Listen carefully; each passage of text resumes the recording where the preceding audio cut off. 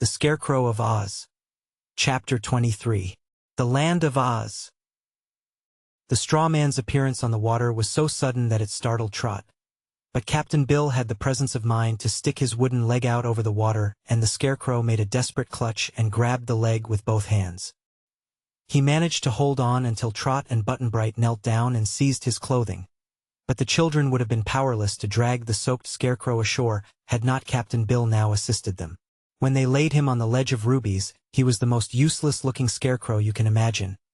His straw sodden and dripping with water, his clothing wet and crumpled, while even the sack upon which his face was painted had become so wrinkled that the old jolly expression of their stuffed friend's features was entirely gone.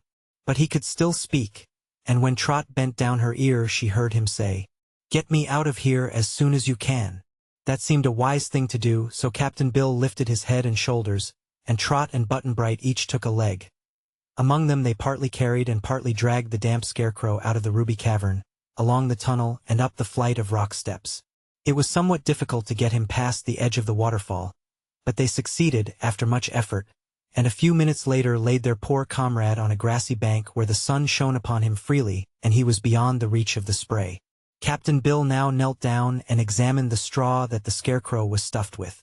"I don't believe it'll be of much use to him any more," said he, "for it's full of pollywogs and fish eggs, and the water has took all the crinkle out of the straw and ruined it. I guess, Trot, that the best thing for us to do is to empty out all his body and carry his head and clothes along the road till we come to a field or a house where we can get some fresh straw." "Yes, Captain," she agreed. "There's nothing else to be done.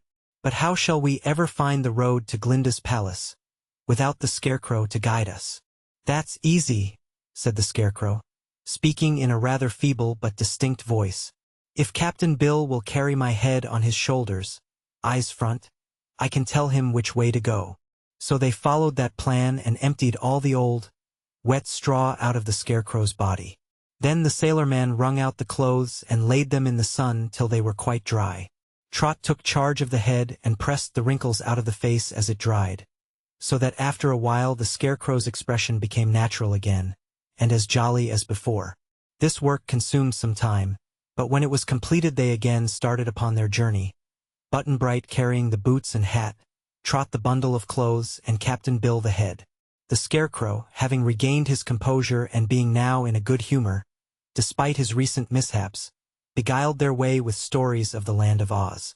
It was not until the next morning, however, that they found straw with which to restuff the Scarecrow. That evening they came to the same little house they had slept in before, only now it was magically transferred to a new place.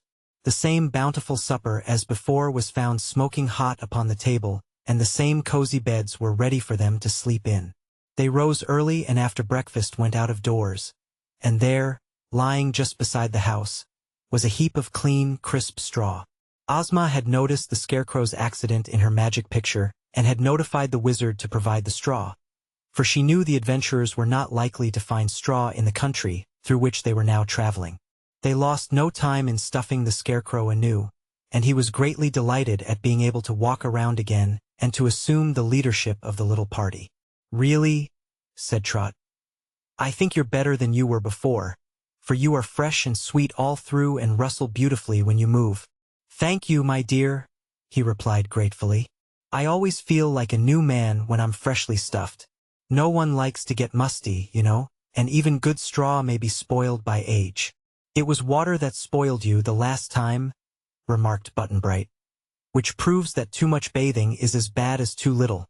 But, after all, Scarecrow, water is not as dangerous for you as fire."